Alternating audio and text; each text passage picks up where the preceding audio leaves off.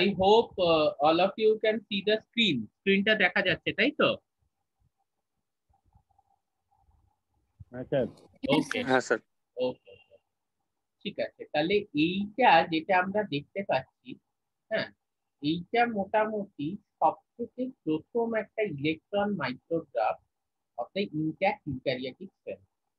মানে ইউক্যারিওটিক সেলের প্রথম ইলেকট্রন মাইক্রোগ্রাফ। খুব বাজে কোয়ালিটি অফ ইমেজ আমরা দেখতে পাচ্ছি। তার কারণ হচ্ছে এই যে মাইক্রোগ্রাফের জন্য যে প্লেটস এর উপর নেওয়া হয়েছিল সেলটাকে, সেই প্লেট গুলো ইমেজে চলে আসছে। বাট কিছু ফাইবার লাইক স্ট্রাকচার এর মধ্যে স্টিল দেখা যাচ্ছে। এই ফাইবার লাইক স্ট্রাকচার গুলো হচ্ছে recorded first image of our cellular cytoskeleton structure. আবার বলছি, এই যে ফাইবার লাইক স্ট্রাকচার গুলো, এগুলো হচ্ছে recorded first image of our cellular cytoskeleton structure. Okay, তো you see now this is something, এই ছবিটা আমি তোমাদের আগেও দেখিয়েছি, এখানে একটু ফলো করো যে এটা একটা 3 ডাইমেনশনাল ইমেজ, ঠিক আছে? 3 ডাইমেনশনাল ইমেজ। হ্যাঁ, এখানে একটা জিনিস খুব সুন্দর ফলো করা যাচ্ছে, সেটা হচ্ছে যে সাইটোস্কেলেটন যে স্ট্রাকচারস গুলো আছে, দে আর অ্যাঙ্কার্ড, মানে যুক্ত থাকছে to the proteins in the plasma membrane.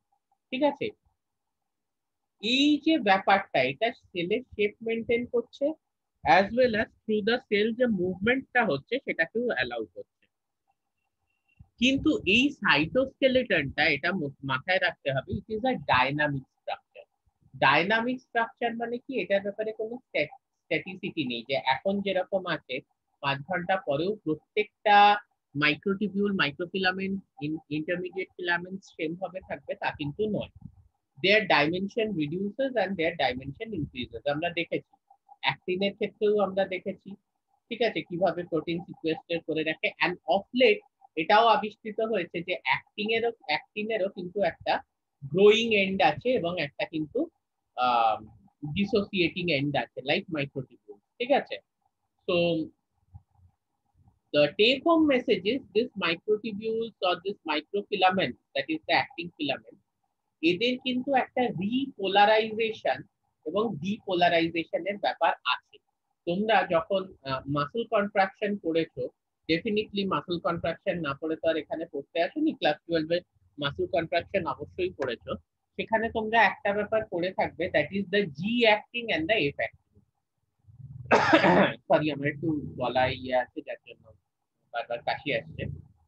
সেটা হচ্ছে globular actin and filamentous actin. ঠিক আছে, গ্লোবিউলার অ্যাক্টিন হচ্ছে যেটা কোনো অ্যাক্টিন ফিলামেন্টের সাথে যুক্ত থাকে না, it is the monomeric form. ঠিক আছে, it is sequestered by different protein, but when this globular actin that is associated with ATP, now it has got an affinity for the actin filament. So this actin bind with the ATP, it joins the actin filament and repolarizes it basically। ঠিক আছে, বা not রিপোলারাইজ but রিপলিমারাইজ। ঠিক আছে, তাহলে by রিপলিমারাইজেশন, polarisation বললে ভুল বলেছিলাম আগে, রিপলিমারাইজেশন যেটা হচ্ছে এই মাইক্রোফিলামেন্ট এবং মাইক্রোটিবিউলের সাইজ বাড়ে, এবং ডিউ টু দ্য ডিপলিমারাইজেশন এই মাইক্রোটিবিউল কিংবা মাইক্রোফিলামেন্টের সাইজ কমে। And this is strictly regulated যে এই মাইক্রোটিবিউল বা মাইক্রোফিলামেন্টের সাইজটা বাড়বে কি কমবে according to the cellular need, it's strictly regulated.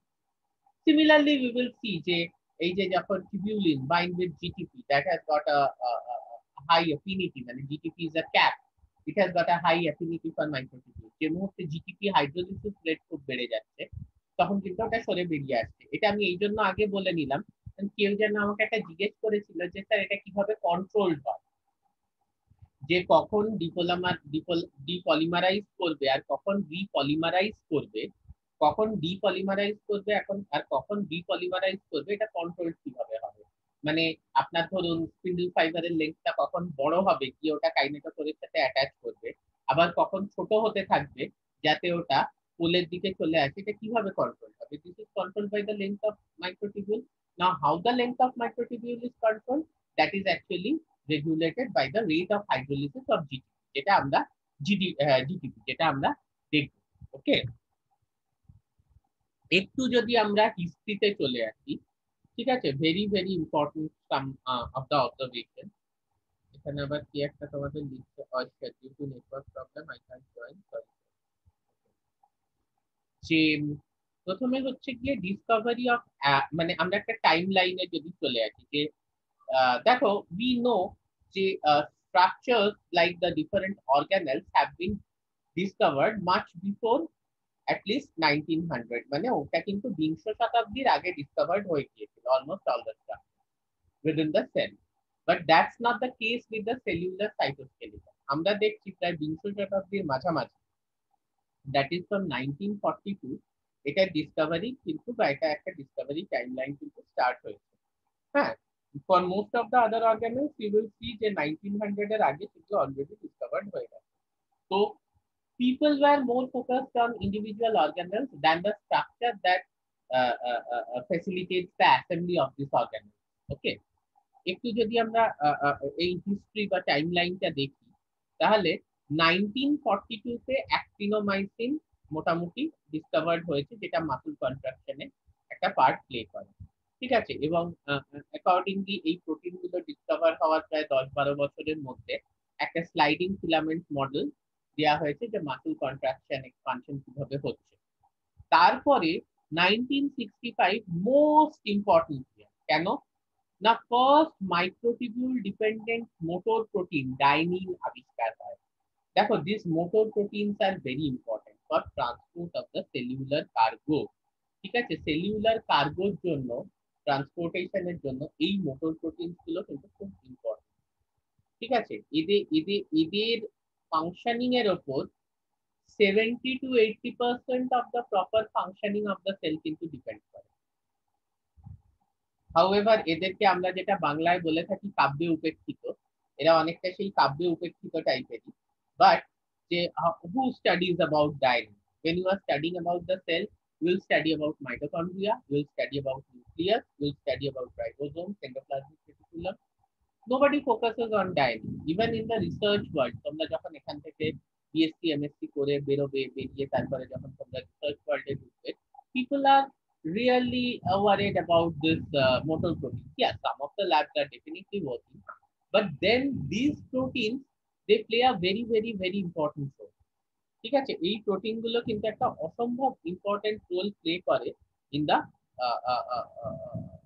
Regulation of the proper functioning of the cell. সেলের কোন জিনিসটা দরকার, কোন জিনিসটা বাইরে ফেলে দেওয়া দরকার, it is very very very very important. Okay, আচ্ছা দুটো প্রশ্ন আমি করে নিই। এক হচ্ছে তোমাদের ইয়ে কবে থেকে হচ্ছে, ফার্স্ট ইয়ার কবে এক্সাম হচ্ছে? আমি তো দিয়ে দিয়েছি শিডিউলটা, তবে আমার ডেট গুলো অত মনে নেই। মে মাসে তাই না? 11 তারিখ থেকে স্যার। হ্যাঁ, 11ই 11ই মে। 11ই মে, রাইট। তোমাদের তো কোয়েশ্চেন পেপার সব বানানো চলে এসেছে, now you'll have your exam definitely 11ই মে থেকে হবে। ঠিক আছে, আর অফলাইনই হবে বলে তো মনে হচ্ছে, লেটস সি। আচ্ছা, এইটা হচ্ছে গিয়ে একটা ব্যাপার। আর একটা হচ্ছে যে আচ্ছা তোমাদের কারুর মানে আজকে তো গুড ফ্রাইডে, কারুর চার্চ পার্চে প্রে করতে যাওয়ার নেই তো, যে না আমি আটকে দিলাম বা ক্লাস নিচ্ছি ইত্যাদি? Okay fine, let's proceed. তাহলে তারপরে আমরা চলে যাচ্ছি যে এবারে সাইটোকাইনেসিস। সাইটোকাইনেসিস মানে হচ্ছে গিয়ে যে আমাদের যখন নিউক্লিয়ার ডিভিশন হচ্ছে, ক্রোমোসোমাল সেগ্রিগেশন হচ্ছে, তারপরে যে সাইটোপ্লাজমিক ডিভিশনটা হয় during the course of the cell cycle, that is known as cytokinesis. এবারে এই cytokinesis that is governed by this actinomycin contractile gene. Okay, এবং এইটা মোটামুটি 70-এর দশকে কিন্তু এইটা আবিষ্কৃত হয়েছিল, এবং সিমিলারলি 70-এর দশকে আরো মায়োসিন যে প্রোটিনটা আছে মাসল কন্ট্রাকশনে যেটা হেল্প করে, সেটার ডিফারেন্ট ভ্যারিয়েন্টস আবিষ্কার হয়েছে।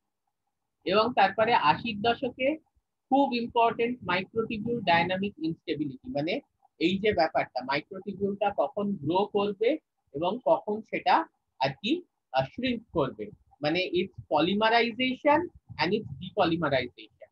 এই যে ডাইনামিক একটা স্ট্রাকচার, মানে it is growing as well as it's shrinking, এই যে ব্যাপারটা এটা 80-এর দশকে আবিষ্কার হয়। এবং তারপরে 90-এর দশকে এই যে tubulin and microtubule organisation centre, মানে যেখান থেকে এই মাইক্রোটিবিউলের গ্রোথ বা অর্গানাইজেশনটা শুরু হয়, সেইটা আবিষ্কৃত হয়। মাইক্রোটিবিউল নিয়ে 90-এর দশকে প্রচুর কাজ হয়েছিল, ঠিক আছে।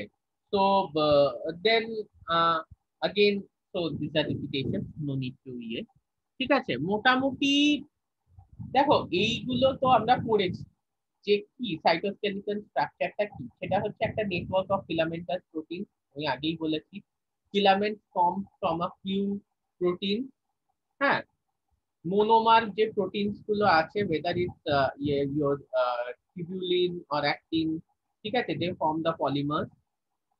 এরা নিউক্লিয়াসে থাকে, এরা সাইটোপ্লাজমের ডিফারেন্ট কম্পার্টমেন্টসে থাকে, কিন্তু ইউজুয়ালি এরা কোনো অর্গানেলির ভেতরে থাকে না। মানে you can not see a cytoskeleton structure within a ribosome বা উইদিন আ মাইটোকন্ড্রিয়া, কোনো ভেতরে কিন্তু এরা থাকে না ইউজুয়ালি, ঠিক আছে। They form the scaffold, they rather form the scaffold on which this organelle can sit, ওকে। এবং কিরকম থাকবে এইটা পুরোপুরি নির্ভর করে সেলটা কিরকম কাজ করছে তার উপর। মানে আমার কেরাটিন, চুলের কেরাটিন বা আমার এন্ডো একটা এন্ডোস্কেলিটন যে যেগুলো বানাচ্ছে, যে তোমার প্রোটিনস গুলো বানাচ্ছে, ঠিক আছে, মানে তোমার কার্টিলেজিনিয়াস সেল, ঠিক আছে, কর্নিওসাইট, অস্টিওসাইট, এগুলোই যে ধরনের সাইটোস্কেলিটন স্ট্রাকচার আছে। অবভিয়াসলি আমার যে ব্লাড সেল, ডব্লিউবিসি এক্সেট্রা, যে সাইটোস্কেলিটন স্ট্রাকচার আছে, দে আর ডিফারেন্ট। তো সেলুলার ফাংশন, মানে কতটা মেকানিক্যাল স্ট্রেস একটা সেলকে সহ্য করতে হয়, সেটার উপর কিন্তু ডিপেন্ড করবে গিয়ে হচ্ছে সেলুলার সাইটোস্কেলিটন কিরকম হয়। এন্ড নাম অবভিয়াসলি আমরা জানি ফিজিক্যাল সাইজের উপর, সব থেকে ছোট মাইক্রোফিলামেন্ট, মাঝামাঝি ইন্টারমিডিয়েট, সব থেকে বড় মাইক্রোটিবিউল, ঠিক আছে। এবং এদের ফাংশনও অবভিয়াসলি কি, কোন ফিলামেন্টটা, মানে microtubule, microfilament, intermediate filament, function আলাদা। সেলকে একটা শেপ দেয়, ইন্টিগ্রাল স্ট্রেংথ দেয় ভেতর থেকে, একটা স্ট্রাকচার দেয়, শক অ্যাবজর্বার হিসেবে কাজ করে। এবং মোটিলিটি, মানে movement within the cell as well as of the cell, মানে সেলের ভেতরে ডিফারেন্ট মুভমেন্ট, ঠিক আছে, অ্যাজ ওয়েল অ্যাজ সেলটাকে একটা জায়গা থেকে আরেকটা জায়গায় নিয়ে যেতে। আমরা কালকে যেটা মাইক্রোফিলামেন্টের ক্ষেত্রে দেখলাম, থিউরোপোডিয়া ইন অ্যামিবা, সেটা দেখলাম। আচ্ছা, আর মোটর প্রোটিনস আমরা জানি for movement of cellular cargo, they are plus end motor proteins, minus end motor protein. এইসবে আমরা যাব না, because these are very complicated. এখন plus end motor protein, minus end motor protein কি, এইসবে যাওয়ার আমাদের কোনো তো ইয়ে নেই। তবে একটা জিনিস খুব ইম্পর্টেন্ট, এই ধরনের সাইটোস্কেলিটাল স্ট্রাকচারে কিন্তু সেলুলার সিগন্যালিং এও একটা খুব ইম্পর্টেন্ট ভূমিকা আছে। সেটা তোমরা আজকে না পড়লেও যখন সেলুলার সিগন্যালিং টপিকটা তোমরা অ্যাড্রেস করবে, তখন কিন্তু অবশ্যই এটা পড়বে। আমরা পড়াবো যে এই ধরনের সাইটোস্কেলিটাল স্ট্রাকচারে কিন্তু সেলুলার সিগন্যালিং এও একটা কিন্তু খুব ইম্পর্টেন্ট রোল আছে, ওকে।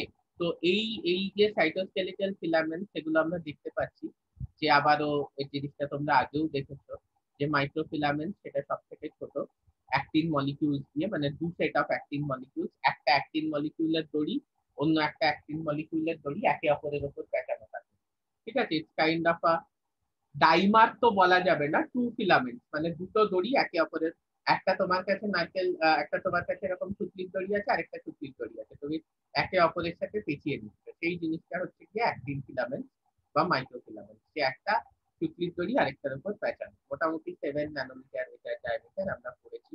Microtubule 25 nanometre. ইন্টারমিডিয়েট ফিলামেন্টস হচ্ছে কি অ্যারাউন্ড 10 ন্যানোমিটার। ইন্টারমিডিয়েট ফিলামেন্টস এর অ্যাসেম্বলির ব্যাপারে আজকে একটু আমরা পড়বো, কিন্তু একটু দেখব, ঠিক আছে। ইন্টারমিডিয়েট ফিলামেন্টস হচ্ছে আহ সব ইউক্যারিওটিক সেলে, নিউক্লিয়ার এবং সাইটোস্কেলিটনে মোটামুটি সেম থাকে। এদের কাজ হচ্ছে স্ট্রেস রেজিস্ট করা, মানে বাইরের থেকে যদি এক্সটার্নাল কোনো মেকানিক্যাল স্ট্রেস দেয়া হয়, ঠিক আছে, তাহলে সেলের সাইটোপ্লাজম যাতে তার শেপ চেঞ্জ না করে বা সেই ধরনের মেকানিক্যাল কোনো ফোর্স বা মেকানিক্যাল আঘাতে ড্যামেজ না হয়, সেইটা দেখার কাজ হচ্ছে গিয়ে আমাদের ইন্টারমিডিয়েট ফিলামেন্ট, 10 ন্যানোমিটার ডায়ামিটার। ঠিক আছে, ক্রস লিঙ্কিং প্রোটিন কিছু আছে যারা কিসের সাহায্য করে, এই ক্রস লিঙ্কিং মানে হচ্ছে একটার সাথে অন্যটাকে লিঙ্ক করা বা যুক্ত করা। ঠিক আছে, এই ক্রস লিঙ্কিং প্রোটিন কি করে, অন্যান্য যে সাইটোস্কেলেটন নেটওয়ার্ক আছে, অন্যান্য যে সাইটোস্কেলেটন নেটওয়ার্ক আছে তার সঙ্গে এই ইন্টারমিডিয়েট ফিলামেন্টসকে যুক্ত করতে সাহায্য করে। আবার বলছি, ক্রস লিঙ্কিং প্রোটিনসের ভূমিকা হচ্ছে অন্যান্য যে সাইটোস্কেলেটন নেটওয়ার্ক আছে তার সঙ্গে এই ইন্টারমিডিয়েট ফিলামেন্টসকে যুক্ত করতে সাহায্য করে। ইন্টারমিডিয়েট ফিলামেন্টসের সঙ্গে কিছু প্রোটিনস অ্যাসোসিয়েটেড থাকে যাদেরকে আইএফএপিস বলা হয়, ইন্টারমিডিয়েট ফিলামেন্ট অ্যাসোসিয়েটেড প্রোটিনস বলা হয়। ঠিক আছে, তো এদের এদের এদের মূলত কাজ কি, এরা একটা কোঅর্ডিনেট করে ইন্টারঅ্যাকশন, তাদের মধ্যে interaction between intermediate filament and other cytoskeletal elements and organelles. ঠিক আছে, এই ধরনের protein intermediate filament associated protein, এদের কাজ কি, ইন্টারমিডিয়েট ফিলামেন্টসের সঙ্গে অন্যান্য যে সাইটোস্কেলিটাল এলিমেন্টস আছে সেগুলোর একটা ইন্টারঅ্যাকশনকে কিন্তু মিডিয়েট করে। ঠিক আছে,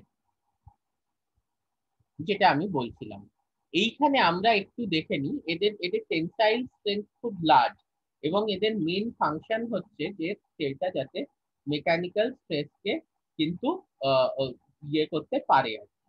ঠিক আছে, এইখানে আমরা কিছু স্ট্রাকচার দেখব যেখানে আমরা দেখতে পাচ্ছি, খুব একটা ক্লিয়ার নয় যদিও। হ্যাঁ, এইগুলো হচ্ছে ইন্টারমিডিয়েট ফিলামেন্টস, এইগুলো হচ্ছে গিয়ে ইন্টারমিডিয়েট ফিলামেন্টস। ঠিক আছে, এগুলো ধরো এই একটা সেল, দুটো সেল, তিনটে সেল, চারটে সেল, এগুলো হচ্ছে মাঝখানে নেটওয়ার্ক অফ ইন্টারমিডিয়েট ফিলামেন্টস। এই ব্লুতে দেখা যাচ্ছে তো, এই যে ব্লুতে ব্লুতে হচ্ছে এগুলো নেটওয়ার্ক অফ ইন্টারমিডিয়েট ফিলামেন্টস, এই চারটে সেল আছে। এবার এই চারটে সেলকে যদি আমি পুল করি বা দুদিক থেকে টানি, তখন দেখা যাচ্ছে যে সেলস গুলো কিন্তু ইন্ট্যাক্ট থেকে যাচ্ছে এবং একসাথে থেকে যাচ্ছে, হয়তো এদের শেপে চেঞ্জ হচ্ছে কিন্তু ইনট্যাক্ট বা একসাথে থেকে যাচ্ছে। যখন আমি এগুলোকে দু সাইডে টানছি সেলস গুলো কিন্তু ইনট্যাক্ট বা একসাথে থেকে যাচ্ছে। হাউএভার, যদি এই চারটে সেল এদের মধ্যে ইন্টারমিডিয়েট ফিলামেন্ট না থাকে এবং সেই অবস্থায় যদি এগুলোকে টানা হয়, তাহলে ও কিন্তু মেকানিক্যাল স্ট্রেসটা নিতে পারবে না এবং সেলগুলো কিন্তু রাপচার করে যাবে। এদের মধ্যে যদি ইন্টারমিডিয়েট ফিলামেন্ট না থাকে এবং সেই অবস্থায় যদি সেলকে টানা হয়, তখন কিন্তু মেকানিক্যাল স্ট্রেসটা নিতে পারবে না এবং সেলগুলো কিন্তু রাপচার করে যাবে। ঠিক আছে, যার জন্য বলা হচ্ছে লার্জ টেনসাইল স্ট্রেংথ, মানে ছিঁড়বে না এবং সেলকে এই এই স্ট্রেসটা নিতে সাহায্য করবে। এখানে আমরা একটু অর্গানাইজেশনটা দেখবো, ইন্টারমিডিয়েট ফিলামেন্টের অর্গানাইজেশন। ঠিক আছে, এই একটা ফিলামেন্ট এর মধ্যে একটা অ্যামিনো টার্মিনাল, একটা কার্বক্সিলিক অ্যাসিড টার্মিনাল আছে, এটা তোমার একটা মনোমার তৈরি করছে। দুটো মনোমার একে অপরের সাথে যুক্ত হয়ে একটা কয়েল ডাইমার তৈরি করছে, যেটা আমরা অ্যাক্টিং এর ক্ষেত্রেও বললাম যে দুটো সুতলির দড়ি একসাথে যুক্ত হচ্ছে, নিয়ে ডাইমার তৈরি করলো। এইবারে ব্যাপারটা একটু বোঝার চেষ্টা করো, এদের কিন্তু পোলারিটি সেম। পোলারিটি সেম মানে কি, মোটামুটি এদের লেন্থ হচ্ছে গিয়ে 48 ন্যানোমিটার। পোলারিটি সেম মানে হচ্ছে, তো দিজ আর প্রোটিন, প্রথম যে মনোমারটা সেটার অ্যামিনো টার্মিনালটা যেদিকে এবং কার্বক্সিলিক অ্যাসিড টার্মিনালটা যেদিকে, দ্বিতীয় যে মনোমারটা যেটা ওর সঙ্গে যুক্ত হয়ে ডাইমার তৈরি করলো, সেটারও অ্যামিনো টার্মিনাল এবং কার্বক্সি টার্মিনাল দুটো কিন্তু সেম দিকে। ওকে, দুটো কিন্তু সেম দিকে, মানে অ্যামিনো টার্মিনাল আর কার্বক্সি টার্মিনাল দুটো সেম দিকে। এরকম আরো একটা ডাইমার তৈরি হলো, এই একটা ডাইমার, এই একটা ডাইমার, আবার বলছি এই একটা ডাইমার, এই একটা ডাইমার, এই দুটো ডাইমার মিলে একটা টেট্রামার তৈরি করলো। ওকে, এই একটা ডাইমার এবং এই একটা ডাইমার, এই দুটো ডাইমার মিলে একটা টেট্রামার তৈরি করলো। ঠিক আছে, বোঝা যাচ্ছে এই দুটো ডাইমার মিলে যে টেট্রামারটা তৈরি করলো। এইবারে একটা ডাইমারের যে পোলারিটি অন্য ডাইমারের পোলারিটিটা কিন্তু আলাদা, মানে একটা ডাইমারের অ্যামিনো টার্মিনাল এন্ডটা যেদিকে টেট্রামারের মধ্যে অন্য ডাইমারের অ্যামিনো টার্মিনাল লেন্থটা কিন্তু অপোজিট সাইড। একটা ডাইমারের অ্যামিনো টার্মিনাল এন্ডটা যেদিকে, অন্য ডাইমারের অ্যামিনো টার্মিনাল এন্ডটা কিন্তু opposite side. So this is kind of a tetramer. এইরকম 8টা টেট্রামার মিলে একটা ফিলামেন্ট তৈরি করছে। এইরকম 8টা টেট্রামার একের সঙ্গে যুক্ত হচ্ছে, মিলে এই ধরনের একটা 10 ন্যানোমিটার ইন্টারমিডিয়েট ফিলামেন্ট তৈরি করছে। একটা মনোমার আরেকটা মনোমারের সঙ্গে যুক্ত হয়ে ডাইমার তৈরি করলো, ওরিয়েন্টেশন সেম।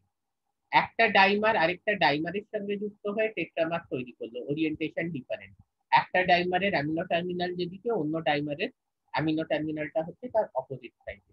এরকম 8টা ডাইমার একসাথে যুক্ত হয়ে কিন্তু একটা মাইক্রোফিলামেন্ট তৈরি করছে, এই একটা ইন্টারমিডিয়েট ফিলামেন্ট তৈরি করছে, যেটার মোটামুটি 10 ন্যানোমিটার হচ্ছে গিয়ে তোমার ডায়ামিটার। এই যে এইখানে দেখো, এই একটা, এটা হচ্ছে একটা ইলেকট্রন মাইক্রোগ্রাফ, খুব important, of a intermediate filament. এই এক একটা ডায়ামিটার হচ্ছে কি 10 nanometre.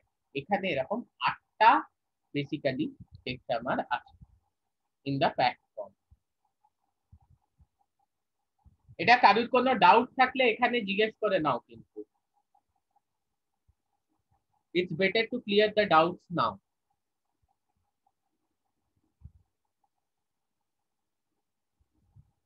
Okay, so we can proceed.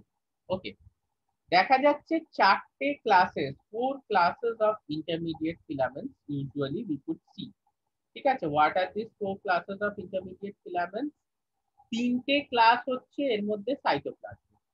ঠিক আছে, 3টে ক্লাস হচ্ছে এর মধ্যে সাইটোপ্লাজমিক, মানে বেসিক্যালি আর কিছুই না, ইন্টারমিডিয়েট ফিলামেন্ট গুলো কোন প্রোটিন দিয়ে তৈরি হচ্ছে। এই যে এখানে দেখছিলাম না, একটা অ্যামিনো টার্মিনাল এন্ড, একটা কার্বক্সিলিক অ্যাসিড টার্মিনাল এন্ড। তো ইন্টারমিডিয়েট ফিলামেন্ট গুলো বেসিক্যালি কোন প্রোটিন দিয়ে তৈরি হচ্ছে সেটা নির্ভর করছে গিয়ে হচ্ছে সেটা ডিফারেন্ট ক্লাস। সাইটোপ্লাজমে আমরা যদি এপিথেলিয়ামে দেখি, I hope you all know what is epithelial cells বা এপিথেলিয়াম। হ্যাঁ, আমাদের স্কিন, চুল ইত্যাদি। তো সেখানে কিন্তু মানে নট চুল, বাট চুলেও এই কেরাটিন থাকে, সেই জন্য বললাম আমাদের স্কিন। ধরো it is made up of epithelium বা inner lining of different organs of our body, inner lining of different visceral organs. হ্যাঁ, সেখানে এপিথেলিয়াম থাকে। সেখানে যে এপিথেলিয়াল সেলস থাকে বা এপিথেলিয়াল টিস্যু থাকে, inner linings of different visceral organelles, বা আমাদের ধরো শ্বাসনালী, খাদ্যনালী এটসেট্রা। তো এইখানে যে এপিথেলিয়াম, এখানে ইন্টারমিডিয়েট ফিলামেন্টটা কিন্তু তৈরি হয় বাই কেরাটিন। কেরাটিন যুক্ত হয়ে কিন্তু ইন্টারমিডিয়েট ফিলামেন্ট তৈরি হয়। কানেকটিভ টিস্যু লাইক মাসল, ঠিক আছে, ইত্যাদি, এই এই সরি সরি আমি very sorry, connective tissue like muscle বলছি না, কানেকটিভ টিস্যু। ঠিক আছে, আমরা আমরা জানি যে different types of connective tissue হয়, লাইক ব্লাড, ঠিক আছে, বোন, cartilage, areolar tissue, adipose tissue, ligament, tendon. ঠিক আছে, ligaments, tendon, areolar tissue, adipose tissue, blood, বোন, কার্টিলেজ, এই সবের মধ্যে যে তোমার ইয়েটা তৈরি হচ্ছে আর কি, ইন্টারমিডিয়েট ফিলামেন্টস যেগুলো আমরা দেখতে পাচ্ছি, সেই ইন্টারমিডিয়েট ফিলামেন্টস গুলো কিন্তু ভাইমেন্টিন এবং ভাইমেন্টিন রিলেটেড প্রোটিন দিয়ে তৈরি হচ্ছে। সেই ইন্টারমিডিয়েট ফিলামেন্টস গুলো ভাইমেন্টিন রিলেটেড প্রোটিন দিয়ে তৈরি হচ্ছে। Similarly in the muscle tissue, okay, in the muscle tissue সেখানেও কিন্তু যে সেলস গুলো আছে, বা গ্লিয়াল, মানে তাহলে ধরো 3টে different tissue system. One is the connective tissue system, আরেকটা হচ্ছে গিয়ে মাসকিউলার টিস্যু সিস্টেম, আরেকটা হচ্ছে নার্ভাস টিস্যু সিস্টেম। আমরা জানি গ্লিয়াল সেলস আর there in the nervous tissue system, যেগুলো কিন্তু নিউরনসকে সাপোর্ট করে by providing the nutrition and other things like being a support to the neuron. এই ধরনের গ্লিয়াল সেলস কিংবা মাসল সেলস, সেখানেও যে ইন্টারমিডিয়েট ফিলামেন্টস গুলো আছে, সেগুলো কিন্তু ভাইমেন্টিন এন্ড ভাইমেন্টিন রিলেটেড প্রোটিন দিয়ে তৈরি হয়। এছাড়া যে নিউরোফিলামেন্টস আছে ইন দ্য নার্ভাস টিস্যু, ঠিক আছে, এই ইন দ্য নার্ভ সেলস, ঠিক আছে, যে ফিলামেন্টস গুলো আছে যেগুলোকে আমরা নিউরোফিলামেন্টস বলেই থাকি, যে ইন্টারমিডিয়েট ফিলামেন্টস গুলোকে। So this is another category. তো এপিথেলিয়ায় কেরাটিন দিয়ে তৈরি হচ্ছে। হ্যাঁ, কানেকটিভ টিস্যু, গ্লিয়াল সেলস এবং মাসল সেলসে ভাইমেন্টিন এন্ড ভাইমেন্টিন রিলেটেড প্রোটিনস দিয়ে তৈরি হচ্ছে। In the nerve cells, nervous tissue, neurofilaments থাকছে, so that's another category. নিউক্লিয়াসের মধ্যে আমরা পড়েছি নিউক্লিয়ার ল্যামিন, ঠিক আছে।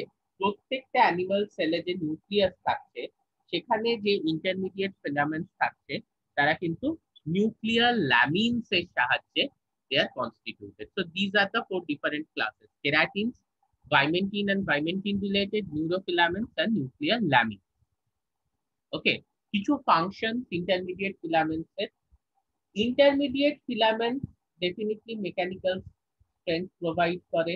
শিয়ার স্ট্রেস, শিয়ার স্ট্রেস মানে ছিঁড়ে যাবে না, সহজ ভাষায় হচ্ছে গিয়ে ছিঁড়ে যাবে না। as long as intermediate filaments are present, this cellular assembly won't rupture, এটা ছিঁড়ে যাবে না, ঠিক আছে। বিভিন্ন ধরনের ইন্টারমিডিয়েট ফিলামেন্টস থাকে, হ্যাঁ, একটি বা একাধিক প্রোটিন দ্বারা তারা কনস্টিটিউটেড থাকে, এবং দিস আর ক্যারেক্টারিস্টিক, মানে সেই ইন্টারমিডিয়েট ফিলামেন্টসের কি ফাংশন হবে এবং কি স্ট্রাকচার হবে, this are characterized by these different kinds of proteins basically. Okay, so this is how we end our discussion on intermediate filaments.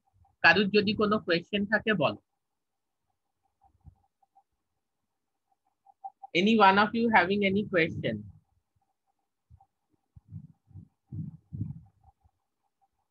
নাকি চুপচাপ একদিক থেকে আমি বকে যাচ্ছি আর কেউ শুনছে না?